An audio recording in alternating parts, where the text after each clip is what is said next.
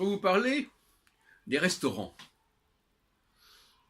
Je sais que le mot restaurant est perçu de façon complètement contradictoire.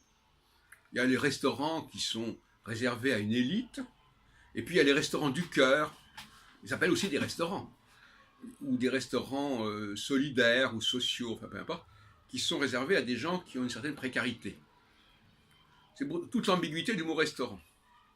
Mais ce qui caractérise le mot restaurant, selon moi, c'est que, bon, pour simplifier, on mange qu'on vous donne. Vous ne choisissez pas, notamment dans certains restaurants où il y a un menu imposé, notamment les restaurants un peu solidaires, sociaux.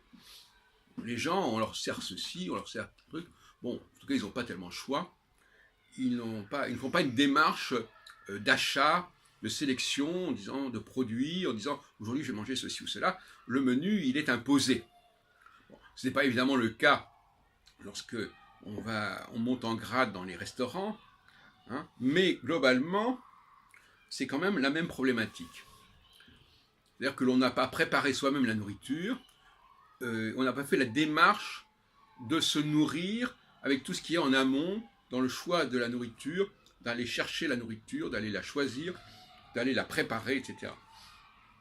Donc, je n'ai pas une sympathie particulière pour les restaurants, parce que psychologiquement, ce n'est pas très bon. Psychologiquement, je veux dire. C'est pas très bon parce qu'on prend l'habitude de ne pas choisir ce qu'on veut faire. On prend l'habitude de ne pas projeter dans l'avenir. De ne pas dire je vais faire ceci, je vais faire cela, je vais manger ceci, manger cela. On mange qu'on vous donne, comme on dit. Alors, en ce sens-là, le restaurant reste quand même, pour employer une expression un peu brutale, réservé au SDF, si on peut dire. Parce que le restaurant, c'est justement quand on ne peut pas manger chez soi, quand on ne veut pas manger chez soi. Les restaurants du cœur, c'est justement un lieu où des gens qui n'ont pas de lieu pour préparer à la cuisine, pour se préparer à bouffer, vont pouvoir manger.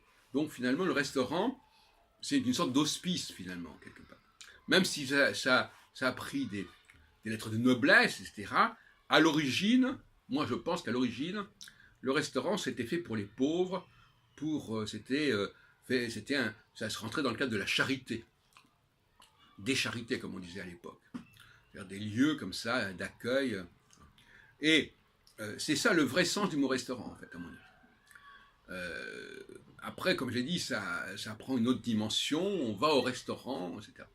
Et à ce propos, d'ailleurs, cette pratique d'aller au restaurant le soir est tout à fait fâcheuse. Hein. Généralement, on invite les gens, oui, on va sortir, on va aller bouffer ce soir. Ben non, on sait très bien, c'est une règle diététique majeure, et on sait très bien que le soir, il ne faut pas manger lourdement. Il ne faut pas bouffer le soir. Il faut manger à midi. Il faudrait s'inviter à midi. Il faudrait aller faire des repas, des bons repas à midi et pas le soir. Et c'est pas ce qu'on fait, et ça conduit à une mauvaise digestion et à la fin à un surpoids. Donc, le restaurant, donc, en tant qu'institution nocturne, dans bien des cas, est quelque chose qui fait problème dans notre société, et les gens n'ont pas le régime alimentaire optimal.